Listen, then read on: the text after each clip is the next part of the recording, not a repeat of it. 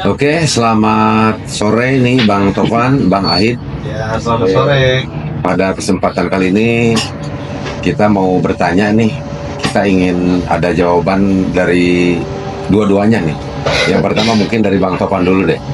Karena Bang Tovan dan Bang Ahid melihat persidangan yang barusan untuk terdakwa Abi, yang dimana dalam hal ini Danu sebagai klien Abang memberikan kesaksian. Bagaimana komentar Abang terkait hal ini, Bang, setelah melihat fakta persidangan yang barusan sudah digelar? Terima kasih. Ya, terima kasih Kang Heri. Kami alhamdulillah hari ini bisa datang langsung untuk mendampingi Danu, dan kita juga sudah memberi tadi semacam penguatan gitu ya, karena memang kan ini sudah panjang sekali. Beliau sudah hidup di lapas juga sudah lumayan gitu ya, sudah lama. Tetapi tadi pada saat persidangan kita melihat Danu tetap menurut kami tetap eksis gitu. Apa yang disampaikan Danu pada saat persidangannya dia, dari rekonstruksi, dari pemeriksaan dalam persidangan sampai hari ini ya, kita lihat masih cukup bagus, cukup eksis gitu ya. Apa yang disampaikan Danu terkait kronologisnya sejak awal kejadian, hanya memang kalau lupa antara jam antara apa, yang memang satu kewajaran menurut kami karena sudah terlalu lama gitu kan, dan dia juga sudah menjalani proses hukuman yang ditetapkan oleh hakim untuk Danu itu, sehingga mungkin ada satu dua hal yang lupa, tetapi itu tidak prinsip. Kalau yang prinsip sejak dia di warnet, kemudian ditemu Pak Yosef, kemudian mengarah ke TKP, kejadian demi kejadian, sebetulnya tadi kita lihat masih semuanya masih baik sekali ceritanya, alurnya, bagaimana proses Abi dan Arigi datang, bagaimana proses eksekusinya Bu Tuti, eksekusi Amel, itu semua bisa diceritakan Danu dengan gamblang, dan menurut saya tidak ada yang berubah gitu ya. Ini bukti bahwa tidak ada rekayasa apapun yang Danu sampaikan terkait Subang ini. Jadi yang disampaikan sama Danu ya murni apa yang dialami, dia lihat langsung dan dia lakukan gitu kan. Oke, terima kasih.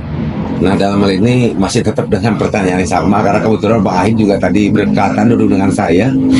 Bagaimana nih Bang Ahid, barangkali ada komentar dari Bang Ahid terkait hal ini? Ya, kalau saya melihatnya sepakat dengan tadi yang disampaikan Bang Tovan, bahwa sejauh ini Danu tetap konsisten.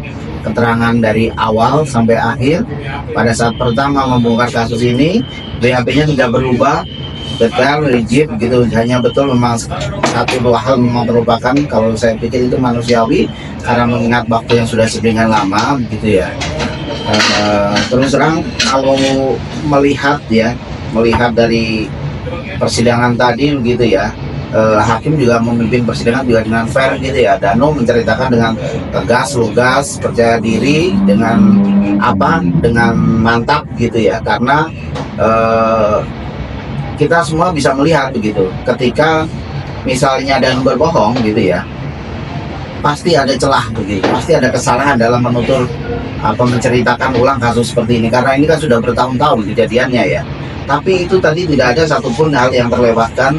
Jadi Danu tetap konsisten dan tidak ada hal yang menurut kami menyimpang dari yang disampaikan oleh Danu gitu Pak. Oke, terima kasih. Sebelum kepada yang lain, ini tadi kebetulan ada juga yang bertanya di dalam kolom komentar, yaitu terkait klien Abang, Bang. Kan sekarang kita ketahui bahwa klien Abang dalam hal ini Muhammad Danu didampingi oleh LPSK. Nah, yang ditanyakan sama teman-teman itu, sampai kapan Bang begitu Danu didampingi oleh LPSK ini? Karena mungkin dalam hal ini Danu itu bisa dikatakan sebagai Jesse yang membuat kasus Subang ini menjadi terang benderang, sehingga pada saat nanti selesai Danu sekalipun menjalankan hukuman, ada kekhawatiran nih. Nah, yang ditanyakan sampai berapa lama ini Danu dalam hal ini didampingi oleh LPSK? Demikian Bang. Siapa nih yang jawab? Ya, monggo, ini siapa aja? Ya, saya jawab sedikit ya. Jadi selama kasus ini belum tuntas gitu ya, ya Danu pastinya akan selalu siap untuk dipanggil sebagai saksi, dihadirkan sebagai saksi. Dan memang LPSK ini yang kita lihat sampai hari ini tetap mendampingi Danu. Tadi pada saat sebelum persidangan saya sempat untuk ketemu Danu, dan di situ juga ada LPSK, dan kita banyak sharing sama LPSK. Jadi sampai hari ini memang LPSK tetap mendampingi Danu. Dan tadi juga Danu sudah membuat surat secara tertulis gitu ya, bahwa dia tetap mengajukan permohonan untuk diperpanjang. Jadi ini memang ada mekanisme yang diatur oleh LPSK. Jadi Danu mengajukan permohonan untuk perpanjangan pendampingan gitu kan, nanti akan diproses lagi secara administrasi oleh LPSK gitu. Mungkin itu. Ya. Kemarin memang diperpanjang ya untuk perlindungan LPSK dan itu selama 6 bulan ke depan gitu ya. Tapi menurut sepakat saya ada yang sampaikan Bang Topan, sepakat karena begini, ini perkara kan masih ongoing proses ya, artinya keterangan Danu masih dibutuhkan. Nah, ketika keterangan Danu masih dibutuhkan, ini kan pasti akan bersinggungan dengan pelaku ini, begitu ya. Apalagi pelaku ini dua masih di luar, begitu ya. Nah, bisa dibayangkan, ini tindak pidana pembunuhan berencana dan sadis sekali pembunuhannya, begitu. Nah, bisa kita pahami bahwa watak dari pelaku pembunuhan ini seperti apa, kan begitu. Nah, ketika di luar ketemu dengan orang yang memasukkan dia ke dalam penjara, bisa dibayangkan. Saya tidak menjudge bahwa mereka seperti itu ya, tapi saya ingin mengajak berpikir teman-teman netizen bahwa bisa dibayangkan ketika orang yang punya watak dan perilaku seperti itu ketemu orang yang menjebloskan dia ke penjara, itu bisa dibayangkan seperti apa dendamnya begitu, dan seperti apa perbuatan yang kemungkinan bisa mereka lakukan terhadap Danu begitu. Makanya harapan kami tentunya perlindungan LPSK terhadap Danu diperpanjang gitu, dan itu dimungkinkan oleh undang-undang gitu selama prosesnya masih berjalan begitu. Oke, ini Bang, satu lagi yang ingin saya tanyakan. Kita mendengar ya di dalam fakta persidangan bahwa untuk Abi Aulia di sini didakwa 340, 338, Junto 55, 56. Nah, kalau seandainya kita merujuk kepada vonis yang dalam hal ini sudah diberikan kepada terdakwa Yusef Hidayah di pengadilan pertama begitu, itu vonisnya 20 tahun penjara yang tentunya lebih rendah daripada tuntutan TPU. Nah, kalau seandainya untuk Abi sendiri Bang, apakah misalkan dalam hal ini tidak mengakui juga, intinya begitu, apakah ini memungkinkan tidak untuk hukumannya itu sama atau berbeda kira-kira dengan Pak Yosef? Demikian Pak, terima kasih, mohon pencerahannya. Saya dulu, ya saya yakin jaksa akan menuntut dengan tuntutan maksimal kan. Ya. Ya, dengan tuntutan maksimal, apalagi kan ini sudah terang benderang bahwa dari kesaksian Danu saja sudah terang benderang bahwa keterlibatan Abi dalam pembunuhan ini sudah jelas gitu kan. Ditambah lagi nanti saksi-saksi yang akan dihadirkan oleh jaksa, seperti kita pada saat pemeriksaan persidangannya Pak Yosef Danu kan ada beberapa saksi yang jelas melihat Abi sedang apa, sehingga kami meyakini bahwa Abi ini adalah bagian dari pelaku yang melakukan pembunuhan, sehingga menurut kami ya tuntutan akan maksimal gitu kan. Jadi kita lihat bagaimana pertimbangan hakim dalam hal ini sehingga dia memutuskan putusan yang seadil-adilnya gitu. Tapi kalau saya meyakini ya kurang lebih putusannya mungkin sama dengan Pak Yosef ya, sekitar 20-an lah, tapi kita nggak tahu nanti. Kita lihat, kita nggak bisa mendahului keputusan hakim gitu kan. Tapi kalau dari tuntutan, saya yakin tuntutan maksimal. Siap, terima kasih Bang Ait. Mungkin sedikit nih supaya tidak salah paham dalam hal ini, apabila mungkin nanti di dalam persidangan yang sekarang dilakukan ini istilahnya terbukti telah melakukan tindak pidana sesuai dengan dakwaan yang disampaikan oleh jaksa penuntut umum. Demikian. Iya, paling pertimbangannya ya alasan-alasan yang meringankan gitu ya. Ya. Itu biasanya menjadi acuan jaksa dalam menuntut begitu. Misalnya dia berkelakuan baik ya, terus kemudian dia sopan persidangan, dia kooperatif gitu ya, tidak berbelit-belit begitu. Karena kan pemeriksaan si Abi kan masih belum pada tahap pemeriksaan terdakwa ya. Jadi memang itu juga menjadi faktor penentu untuk berapa tuntutannya selain disampaikan Pak Topan tadi, berapa tuntutannya. Nah, itu salah satu yang dipertimbangkan oleh hakim jaksa untuk membuat tuntutan terhadap Abi. Gitu. Ya, satu lagi yang ingin ditanyakan kan kita tidak menghitung ya, tetapi saya yakin Bang Topan lebih tahu ya. Untuk vonis yang diberikan kepada Muhammad Ramdhanu, klien Abang, kan 4 tahun nih sudah potong masa tahanan. Nah, kalau untuk sekarang ini saya tidak menghitung juga nih Bang ya. Makanya ingin penjelasan ke Bang Ahi dan Bang Topan, kira-kira berapa lama lagi nih? Ini kalau normatif aja, belum dikurangi remisi dan lain sebagainya. Ya, kami juga belum menghitung secara digit gitu ya, secara pasti. Tetapi menurut hitungan kami sih, ya syukur-syukur tidak sampai setahun lagi lah gitu.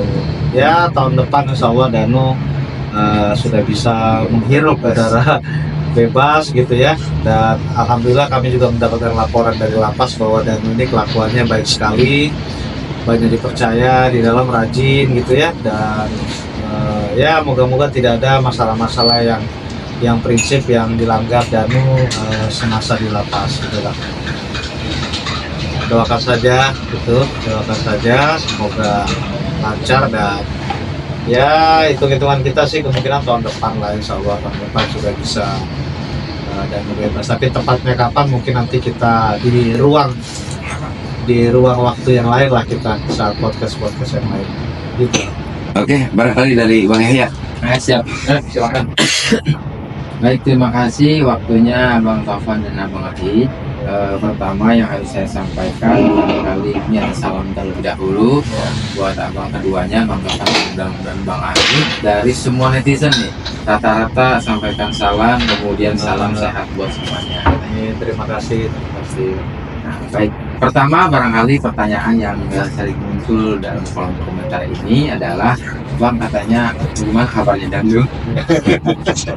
Bagaimana Bang? Ya, Danu alhamdulillah sehat walafiat, seperti teman-teman lihat tadi gitu ya. Danu sehat, Danu lebih fresh, dan di dalam itu ternyata semua itu baik dengan Danu gitu ya. Tadi saya dapat laporan juga, terus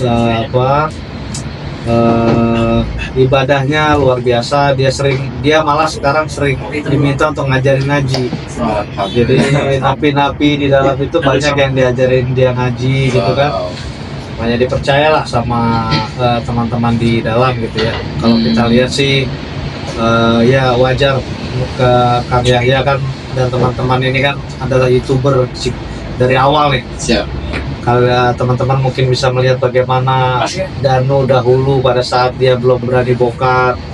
Danu seperti apa gayanya, terus sering pendiam gitu kan, murung, kayak sering linglung dan lain-lain. Kalau sekarang itu kayaknya sudah tidak lagi gitu ya. Jadi dia benar-benar fresh lah gitu. Alhamdulillah gitu lah. Alhamdulillah, berarti lebih baik ya ini untuk hari ini. Alhamdulillah lebih baik. Baik, Kang, sekarang masuk ke dalam persidangan, bahwa tadi seringkali disaksikan atau diucapkan oleh saksi Danu sendiri. Dari kesemua itu, apakah kesaksian Danu ini juga sangat memberatkan daripada pihak tersangka Abi itu sendiri, atau presentasinya sama dengan Yosep atau di bawahnya barangkali? Ya, kesaksian Danu ini penting ya, karena kesaksian Danu ini kan kesaksian dia sebagai pelaku yang melakukan, dan pasti apa yang disampaikannya juga menjadi atensi dan pertimbangan pertimbangan yang sangat kuat bagi hakim gitu kan. Karena memang apa yang diceritakan Danu ini benar-benar kejadian yang terjadi pada saat hari kejadian gitu. Bagaimana posisi Abi dalam melakukan tindakan pembunuhannya seperti apa yang dia lakukan dengan Bu Tuti, apa yang dia lakukan dengan Amel gitu kan. Terus bagaimana cara mengangkat semua sampai kegiatan hari itu tuntas. Sehingga menurut saya keterangan Danu sebagai saksi ini memang keterangan yang sangat penting menurut saya. Ditambah nanti dikuatkan dengan saksi lain kan, saya ada sekitar berapa saksi lain mungkin dihadirkan. Nah itu menurut kami ada 3 atau 4 saksi yang juga melihat keberadaan Abi di lokasi gitu kan. Mungkin Bang Ayi menambahkan? Iya, kalau karena ini kan Danu sebagai saksi mahkota, saksi yang membongkar juga gitu ya. Pastinya itu memberatkan ya kan ya. Pastinya akan memberatkan Abi gitu lah. Apalagi bagaimana kemudian Abi